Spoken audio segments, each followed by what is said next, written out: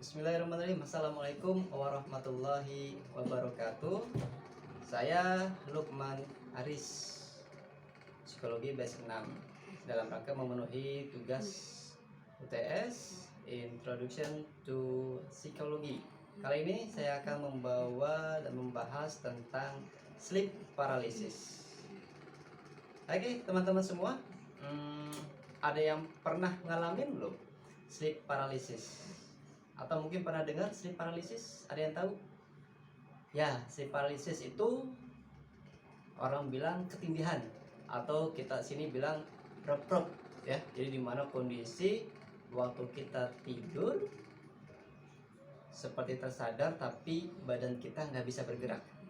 Nah, itulah sleep paralysis, atau orang bilang ketindihan atau rep-rep. Nah, jadi ketika kita terbangun ketika di malam hari saat tidur, tapi tubuh kita ini nggak bisa bergerak.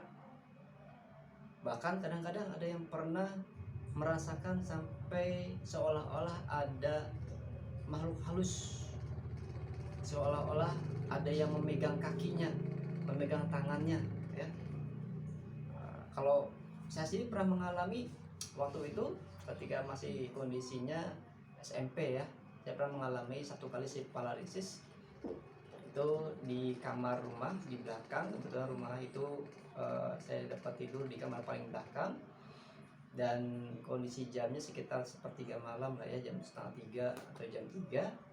Itu benar-benar terjadi kondisi sleep paralysis di mana tubuh saya tidak bisa bergerak, mata juga sulit untuk dibuka, nggak bisa teriak, sampai akhirnya dalam hati itu berontak dan mengucapkan takbir ya, ucapan Allahu Akbar. Nah, seketika itu ada sekelebatan cahaya, baru deh bisa terbangun. Nah, itu sleep paralysis yang pernah saya alami. Teman-teman gimana? Pernah ada yang ngalamin sleep paralysis juga? Ya. Nah, sekarang kita akan bahas sleep paralysis itu sebenarnya kondisi yang memang ada hubungannya dengan supranatural atau itu sesuatu yang ilmiah. Baik, yuk kita lanjutkan.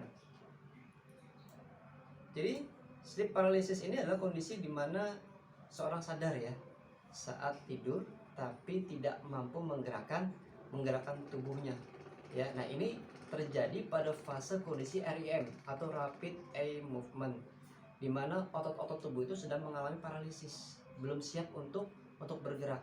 Nah, kondisi REM ini kalau teman-teman mau melihat, kita bisa lihat ya malam ini kondisi orang di rumah kita yang tertidur.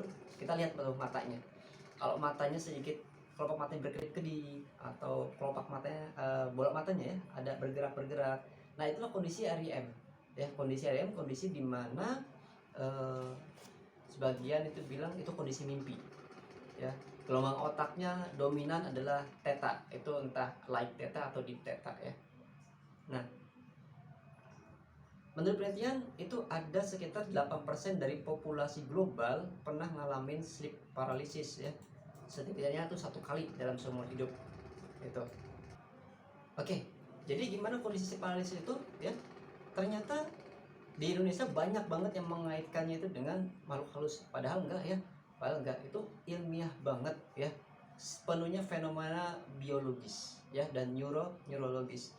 Halusinasi yang kita alami nih ya, yang orang biasa ngerasa ada dipegang, ada yang mendatangi, ada suara, atau yang saya alami seperti ada cahaya, itu adalah efek hiperaktivasi daripada amigdala yang di otak ya. Jadi amigdala kan kita tahu ya, salah satu yang mengontrol rasa ya, salah satunya rasa takut.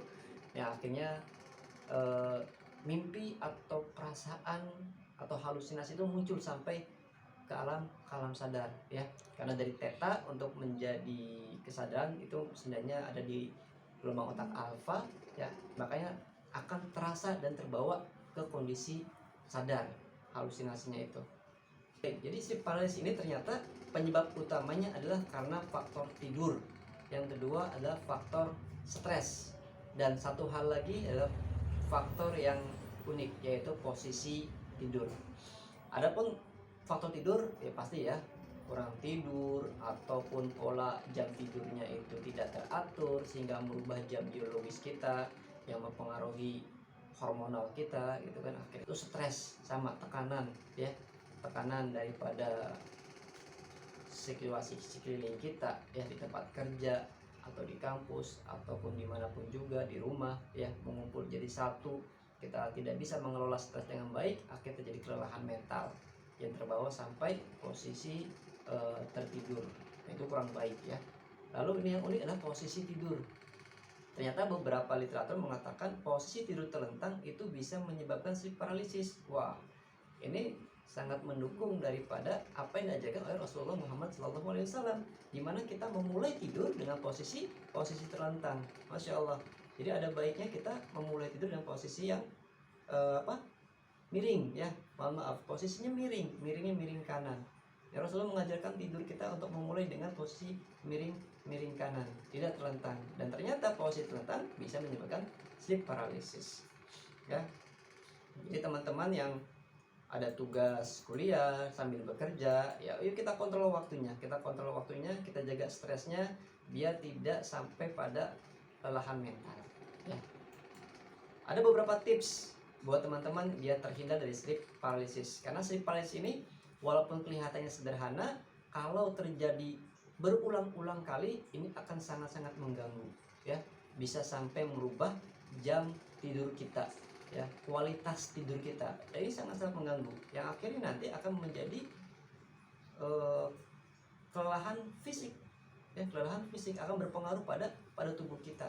Jadi yuk, ada beberapa tips yang bisa kita lakukan tentang menghindari sleep paralysis. Yang pertama, tidur dengan waktu yang teratur ya, waktu yang teratur. Kalau tidur jam 8 jam 8, jam 9 jam 9, jangan sampai berubah-ubah. Hari ini kita tidur jam 8, besok tidur jam 9, besok lagi jam 12, besok lagi begadang. Masya Allah ya. Jadi pastikan jam tidurnya tetap tepat dan jumlah jam tidur kita maksimal ya, optimal. Lalu kelola stres ya, tadi ya, bisa dengan cara kita berrelaksasi, kita atau bermeditasi, sholat dengan khusyuk wal khudu ya. Nah ini ya, kita lepaskan semua penat, semua stres ya yang udah kita alami ya. Lalu kita kontrol, kelola waktu dengan baik. Lalu tadi ya, hindari tidur terlentang. Yuk kita mulai tidur dengan posisi miring ya, miringnya miring kanan ya. Jadi tidur yang cukup dan berkualitas adalah kunci utama untuk terhindar dari sleep paralysis ya. Jadi seperti itu ya teman-teman ya. Sleep paralysis bukan gangguan supranatural, bukan ada permasalahan dengan jin, syaitan ataupun juga, tapi itu murni fenomena biologis dan neurologis ya. Dengan kita jaga pola hidup sehat ya, jaga pola tidur yang baik, yang tepat, kita akan mengurangi resiko daripada sleep paralysis ya.